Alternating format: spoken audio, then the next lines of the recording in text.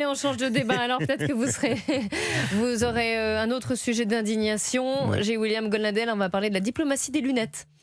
Vous avez vu? Ah oui, vous avez vu Emmanuel Macron avec ses pardon, lunettes. j'y étais hein. plus, j'y étais Ouais. plus. Quand même, Ah ça vous a oui, pas oui. échappé. Ah oui, oui. Un discours offensif d'Emmanuel Macron face à Donald Trump qui, par conséquent, a renoncé à l'augmentation des droits de douane et à l'usage de la force au Groenland. Écoutez, Emmanuel Macron à ce sujet. Je ne sais pas, ça ne dépend pas de moi. Écoutez, moi je suis extrêmement calme et constant. Ça fait 9 ans que vous m'entendez parler d'indépendance européenne, d'autonomie stratégique européenne, de respect de la souveraineté partout. On le fait en Ukraine, on le fait pour la Palestine, on le fait pour le Danemark. Et nous sommes prévisibles. Simplement, on entend que la France soit respectée, que l'Europe soit respectée. Et à chaque fois qu'elles ne le seront pas, nous nous exprimerons et agirons avec clarté. Voilà. Alors, la position de la France qui a été réaffirmée haut et fort par Emmanuel Macron, il a été unanimement salué dans la classe politique française. Est-ce que vous pensez qu'il a réussi un coup, on va dire, un magistral coup cette semaine face à Donald Trump ou non? Ça m'a échappé. J'aurais besoin moi-même de lunettes parce que je n'ai pas observé ça. Je pense que pour que d'abord, je suis pas un inconditionnel de M. Trump, ça c'est certain, mais pour que l'Europe soit respectée, il faut qu'elle soit respectable.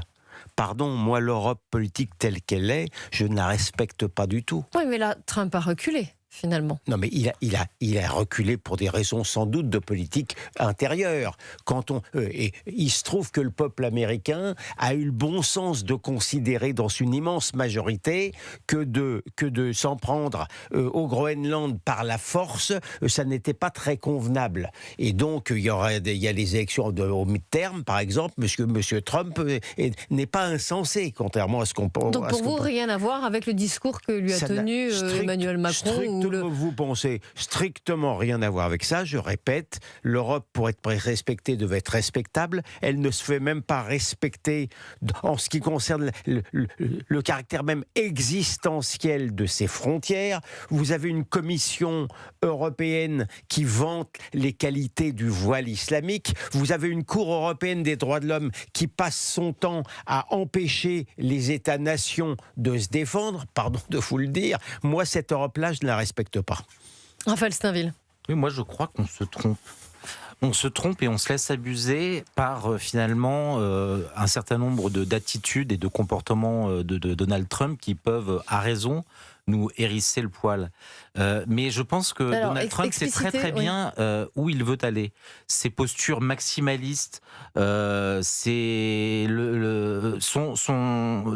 empêchent de considérer qu'en fait, probablement que son but lointain n'a rien à voir avec les ambitions affichées en montrant les muscles et en sortant une grande armada et les menaces d'intervention militaire au Groenland. Si je comprends bien, on est tombé dans le panneau, pour parler trivialement, c'est-à-dire c'est l'art de la négociation, il a frappé très fort pour obtenir finalement ce qu'il voulait, c'est-à-dire pas si fort que ça. C'est ça pour vous. J'ai l'impression que c'est une méthode qu'il a éprouvée à maintes reprises et que de manière régulière, nous tombons dans le panneau en hurlant, mais finalement, qu'est-ce qu'il a obtenu que les États-Unis sont encore davantage présents au Groenland, et lui, quel était son objectif? C'est de pouvoir assurer la sécurité des États-Unis. À l'origine, il voulait quand même rajouter ce territoire aux États américains. Oui, mais peut-être même qu'il y arrivera un jour. Mais je pense que l'objectif premier,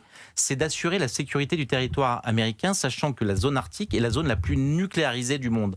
Et donc, si les États-Unis ne sont pas présents face aux menaces et russes et chinoises, il y avait une menace pour la sécurité intérieure des États-Unis. Donc, en tout cas, c'est comme ça. Je pense qu'il y a une vraie doctrine de Trump qu'on se refuse à voir, préférant psychiatriser le personnage plutôt que d'essayer de comprendre les tenants politiques et les manières de faire qui sont assez récurrentes chez lui pour obtenir ces résultats. Donc vous sortez Emmanuel Macron du jeu.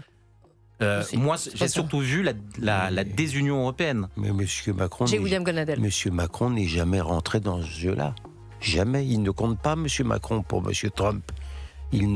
Monsieur Trump l'utilise de temps en temps dans son argumentation pour en rire. pardon de le dire. Alors, je pense que les préoccupations trumpiennes ne sont pas uniquement sur la défense, hein, c'est aussi sur l'exploitation du sous-sol. S'il peut gratter un tout petit peu de terre rare, il le fera au Groenland. Hein.